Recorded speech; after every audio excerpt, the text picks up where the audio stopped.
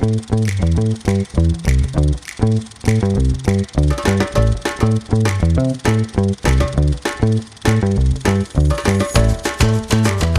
everybody, and welcome to another episode of Kev's Movie Corner. I am Kev.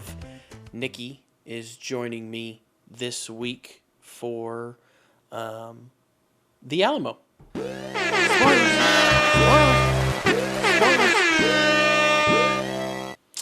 Nick, this movie came out in 2004. It's one of, what'd you say, 11 movies that were... Yeah, there's been Nine. 16 16. movies about the Alamo since 1911. Okay, 16 movies about the Alamo since 1911. The other big one that we talked about was from 1960 that stars John Wayne. That one is like an hour longer than this one, which is why we chose not to do it. Even though it's probably more famous than this one. So this one particularly is 2 hours and 17 minutes, so just a little over 2 hours. Directed by John Lee Hancock, which I thought was interesting when the credits came up, because I'm like, oh, John Hancock. Interesting. I don't think it's the same one who actually signed the Constitution, but, you know, it's pretty sure he's not alive anymore. But, you know, I thought it was an interesting thing for a, kind of historical movie. Stars Dennis Quaid as General Sam Houston, Billy Bob Thornton as Davy Crockett, and Emilio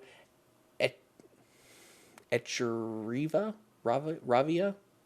I'm sure I'm butchering that name, and I'm sorry.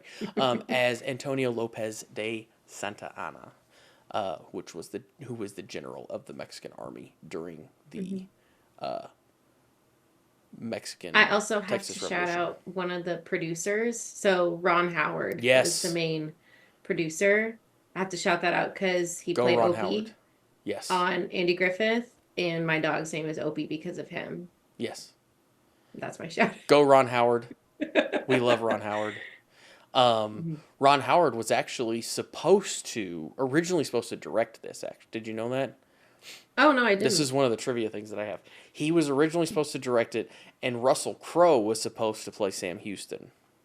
But both of them left the project. Howard left because Disney, because this is, I guess, a Disney movie. I did not realize that. Him and Disney got into a disagreement over the budget. Howard wanted $200 million to make it. So he left. He ended up becoming a co-producer, and the budget was cut to $95 million. So less than half of what he wanted. So, and by the way, $10 million of that was used to rebuild the Alamo. Like, just to build the building of the Alamo cost $10 million. So, yeah, it wasn't cheap. But anyway, this movie starts off, it kind of jumps around a lot. I felt like when I was watching it, it was interesting. It was pretty good, I thought. What did you think of it? Like, what were your thoughts about watching it?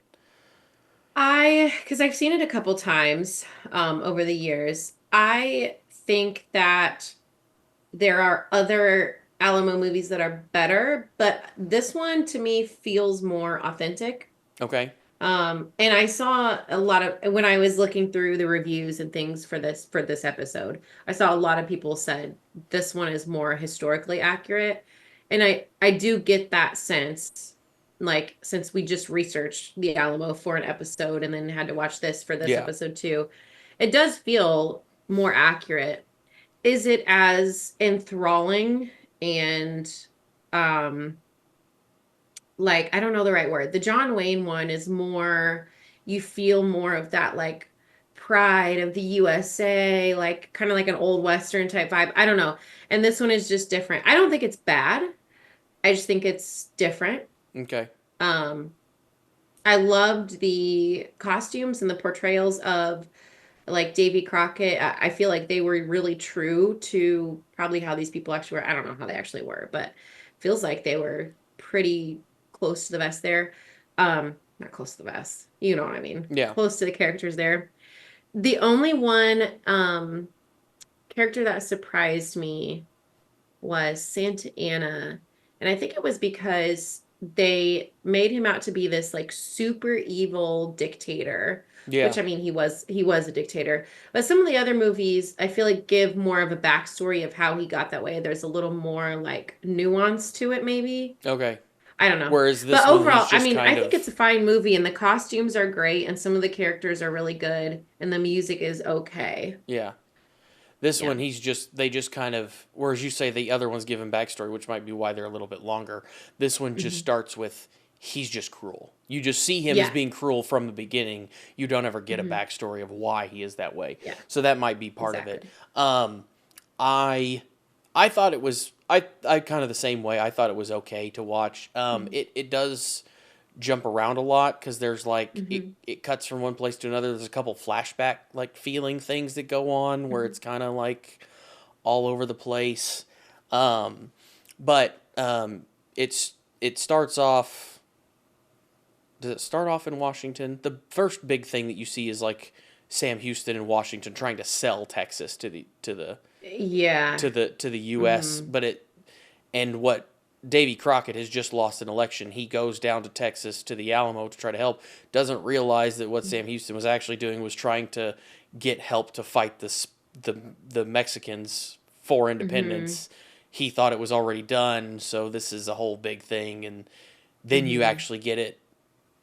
The fight of the Alamo.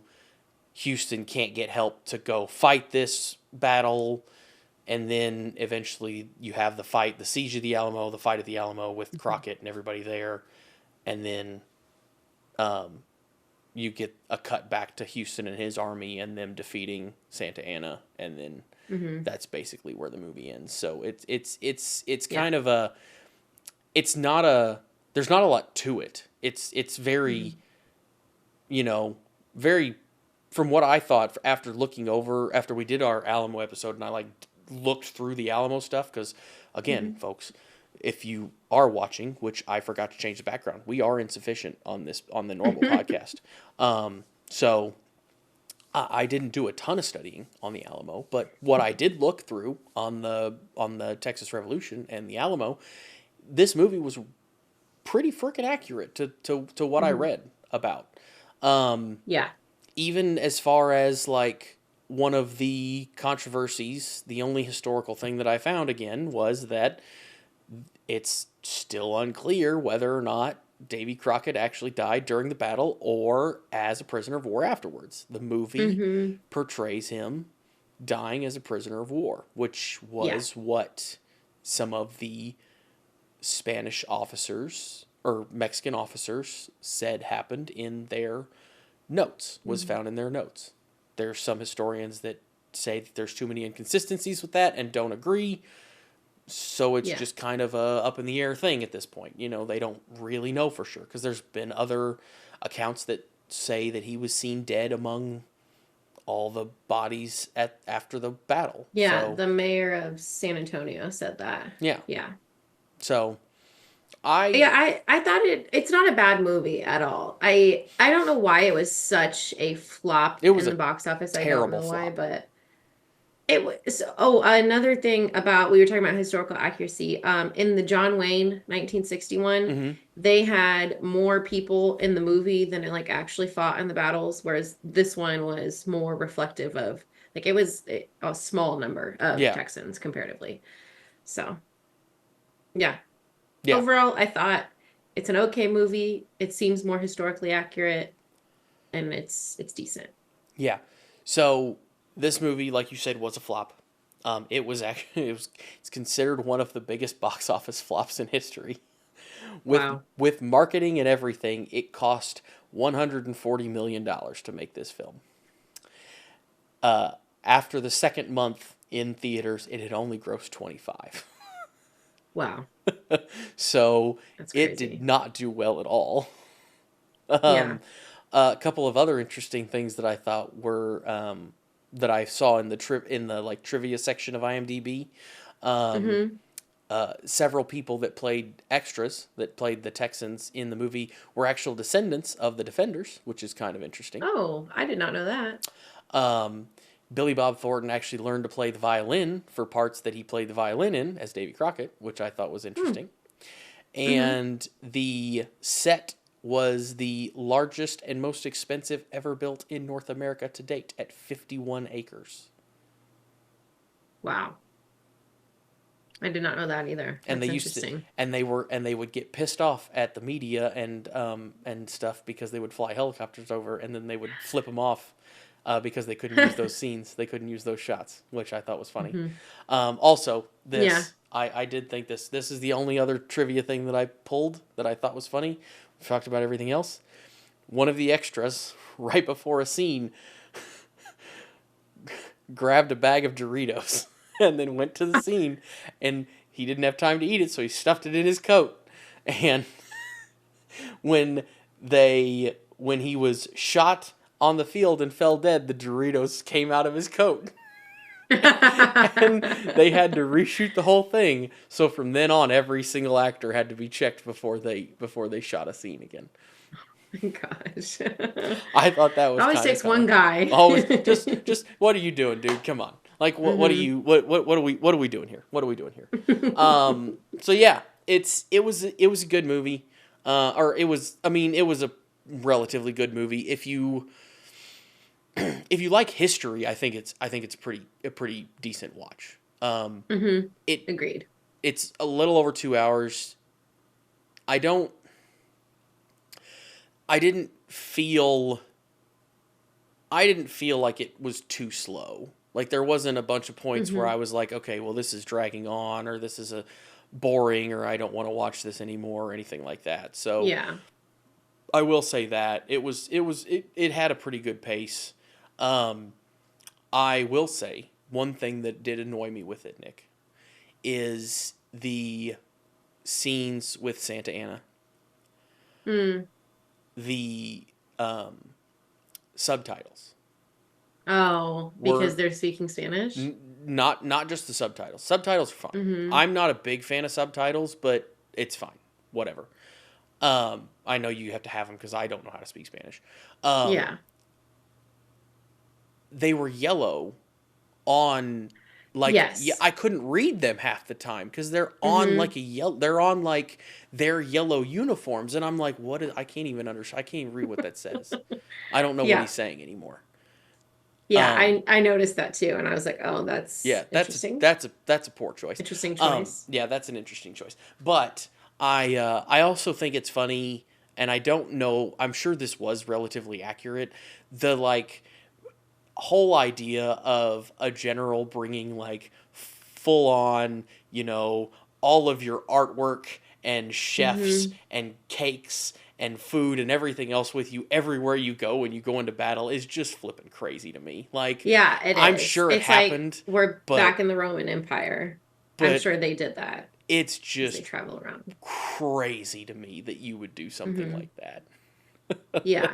Because like when he's in that room with his officers, and there's a giant cake on the table and like 3 candelabras on the table, and I'm like, what's going on right now? Yeah, he's sipping out of a your fine men china. Are probably sleeping on the ground. Yeah, and eating like what's biscuits. going on? So, yeah. Anyway, yeah. So again, if you like a historic film, or if you like history, this is, like Nick said, probably one of the most accurate of the Alamo films that you can find. It didn't do real well in the box office for some apparent reason, but I don't think it was bad enough to deserve that flop. Yeah. Like, I don't think it's a bad movie. No. I think it's perfectly fine. It's a good watch. I've seen it a couple times, and I don't watch movies, so I wonder if it flopped. I wonder if it was like, the 1960 one's so big that it just kind of didn't. Maybe. Nobody thought it'd live up to it, or maybe it came out at a weird time, or the trailer wasn't very good. I mean, I don't know. There's all kinds of things that could have gone into that. So, but yeah. Anyway, I think it's worth a watch if you like stuff like that. But I agree. I think that's it for this week. Next week, I think I haven't decided this yet, but I think I might watch Elvis, because next week on the podcast, on the regular podcast, we're talking about Elvis. And I haven't seen the new movie, but I think it might be a good tie-in. So we might be watching Elvis, which will actually have spoilers because it's relatively recent. It is, yeah. And I like Tom Hanks. And Austin Butler, I guess, I don't really know much of what he's in, but I like Tom Hanks. So. He's hot. That's about it. Good for him. He used to date Vanessa Hudgens. Good for you, Austin Butler. But yeah, I think that's it for this week. Don't forget to like, subscribe, and we'll talk to you guys next week. Bye.